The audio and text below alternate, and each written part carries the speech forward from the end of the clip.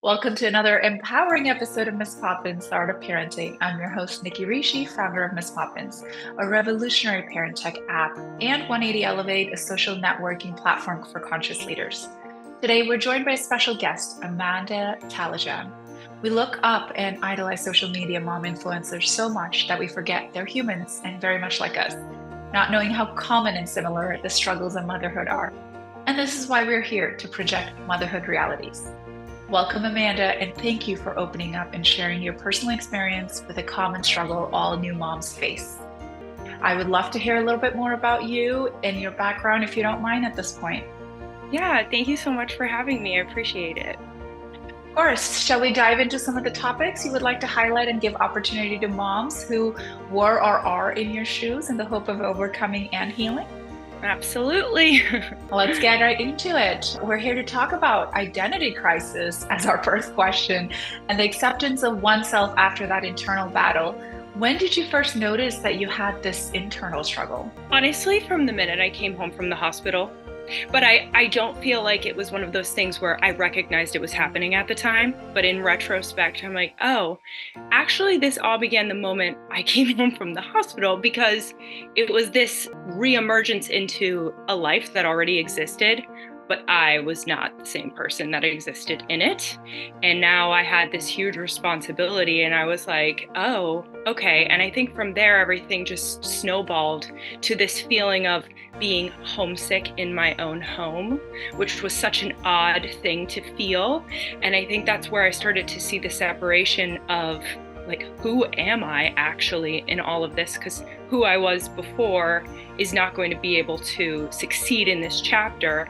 And it all really started within the walls of where I lived, because I didn't know how to function in that space, being responsible for this tiny little human. Of course. And what did you do before, just so our audience has some idea? What were you doing before, and what were some of the things that you could no longer do since you became a mom? Well, you know what's weird is, like, when I think about it, nothing, but at the same time, everything.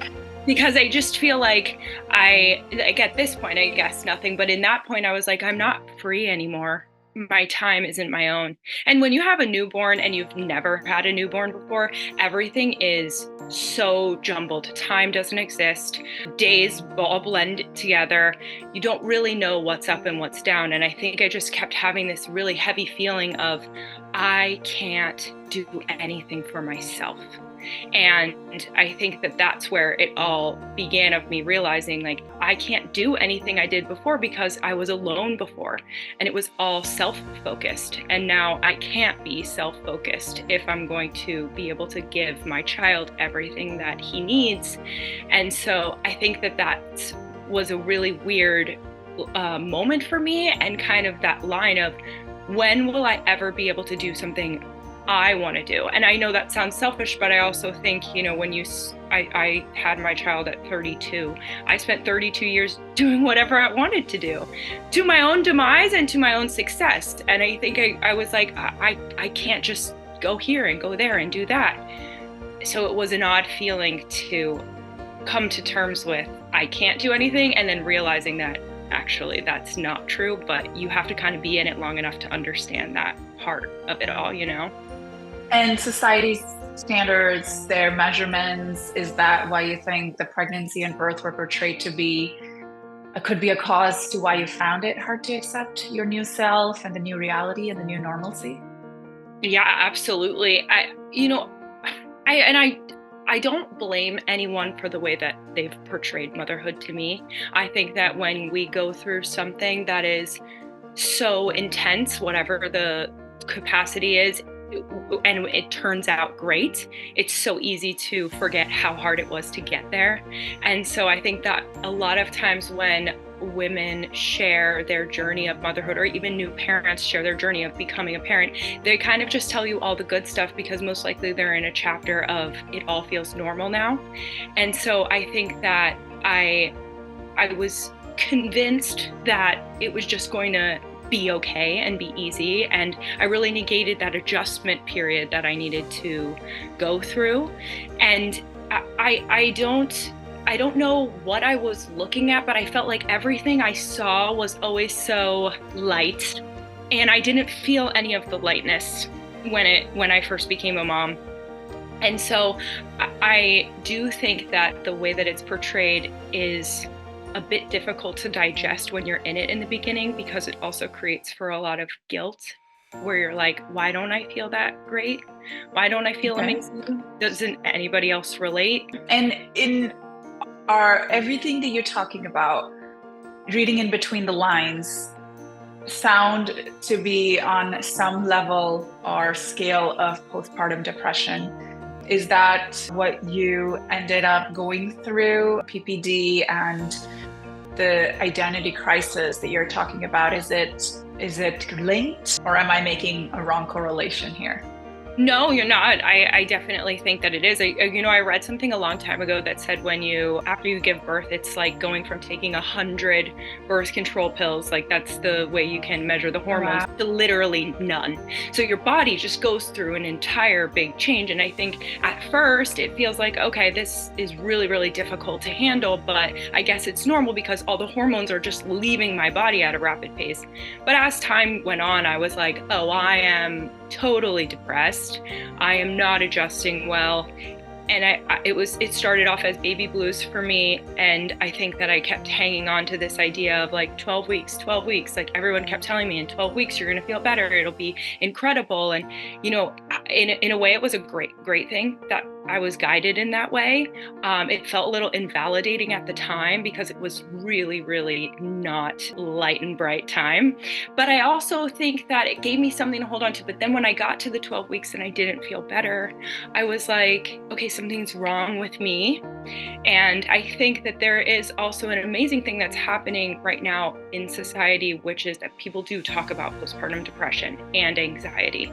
And so I kind of knew how to label myself, but I don't necessarily think that it made it any better to navigate it, if that makes any sense. It's true that I'm glad you recognized it. There's a lot of cases of maternal depression that do get undiagnosed and sometimes untreated because of lack of awareness and difficulty in recognizing the symptoms. How do you think you seeked help when you were depressed? What did you do? What was your support system, your village, schools, and some of the tricks that you found through this journey? Yeah, well, first of all, I'm a talker, so there was no way that I was going to be able to just hold it all in by myself. So I found I was just having this outpouring of, I'm not okay. I feel like I should be okay, but I'm not. And so I think that it all started off with me kind of sitting down with the people that were closest to me and being like, listen, this isn't one of those things where I'm telling you I'm kind of not feeling this is serious and I need you to see me in that way. And I think that there were people who were comfortable to support me in that, and there were people who were not. And I think that me being able to express it, and I wish I could say where it came from, I don't know, but I think I was just so desperate to get it out of my body that I had to just say something. I had to be like, I need help. And so I had the amazing people who were like, what do you need? And I think for me, it was that I just needed people to be around me. I didn't want to be alone. I did not want to be by myself. And so I had everyone kind of changing shifts, which I know for some people, they don't want a lot of people around right after they have a baby. But for me, that was really where I was like, I don't want to be alone with my thoughts. I need to be supported by people. And I need to have you telling me that I'm going to be okay all the time. And I think that was kind of as far as I could go. And my husband and my mom both read a lot about postpartum depression to be able to gain their own tools to be able to support me. And so if there's anyone that in your life that needs that support, I think that's an awesome way to be able to help them, because sometimes we don't always have the words to be able to help somebody through this. And that's one of the many reasons we created MissPoppins. It wasn't just the fact that you need help being a parent, knowing how to parent, raising a child, but you need help understanding your transition to this new world of parenting, for you to understand who you are as a rebirth, and understanding the concept of counseling, mental health, emotional health, and how to raise awareness and a support system around you. It's great that you built a support system, a shift schedule with your partner. You asked, right? A lot of times folks don't even know how to ask. And the whole coaching models that we've developed around so many different aspects of parenting are certainly centered around the mom and the dad knowing how to ask for help and how to get coached. So I'm glad we're talking to you about this so that folks know that it is, new parents know it is common. It's very good and very healthy to be out there asking. It starts with you, with the ask itself. Then it actually transitions into many different feelings, right? One of them is mom guilt.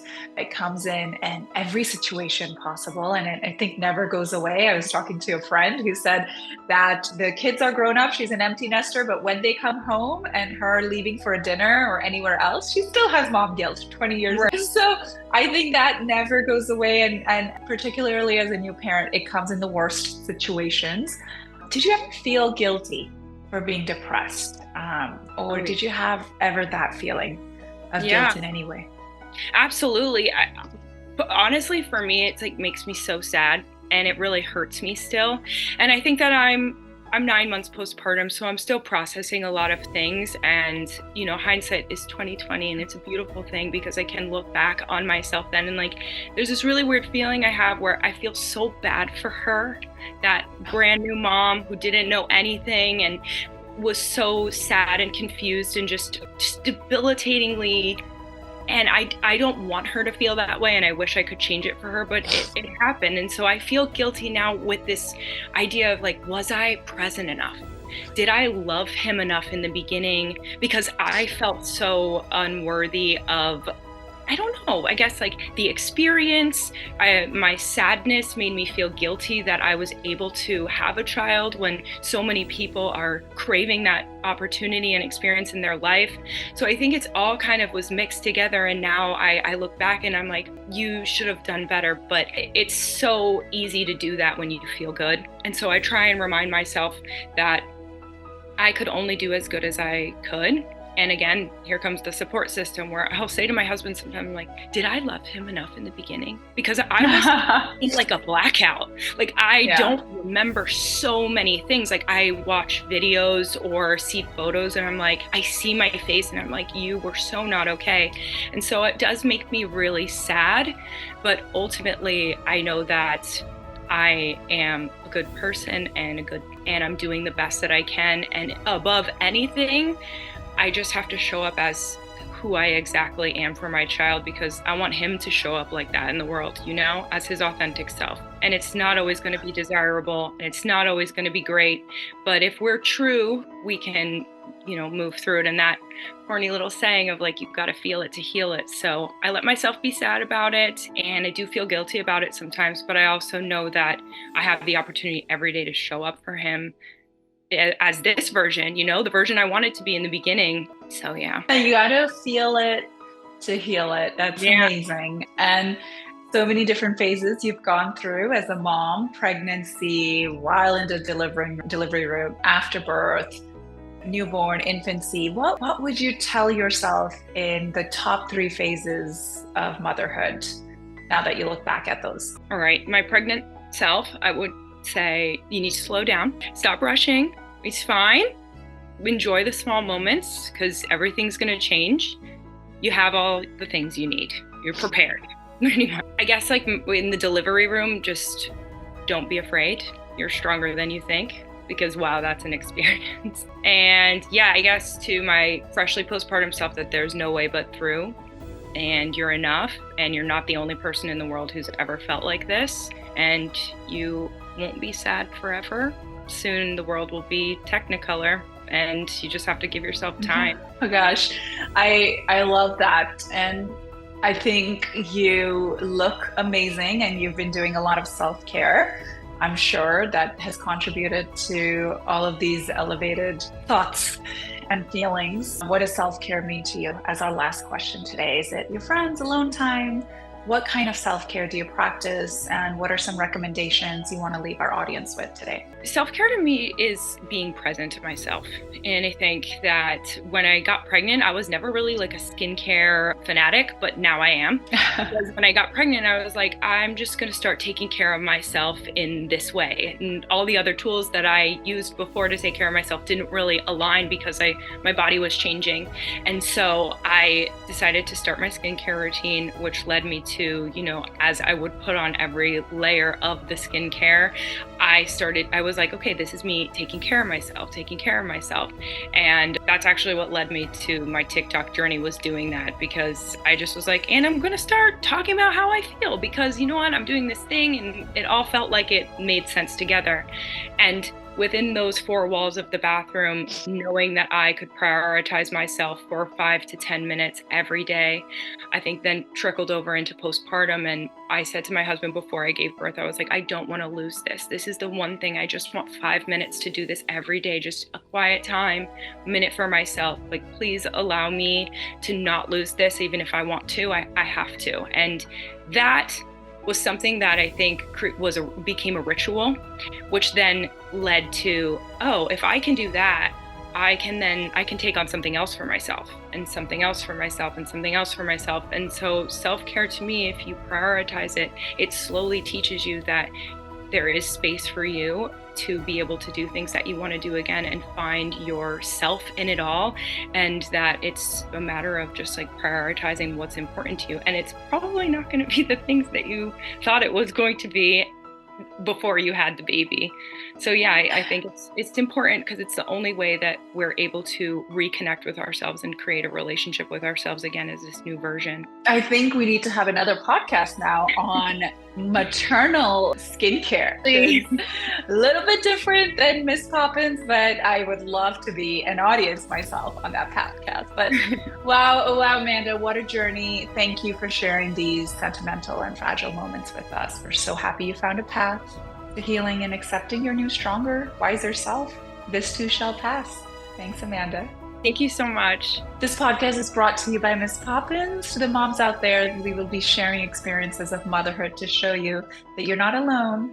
And most importantly, we're here for you with us. The app, the support is always available 24/7.